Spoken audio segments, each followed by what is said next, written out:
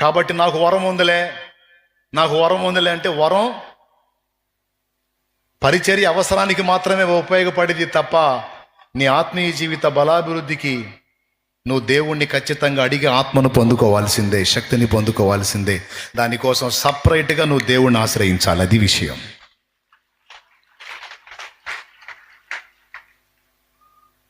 లేకపోతే కష్టం.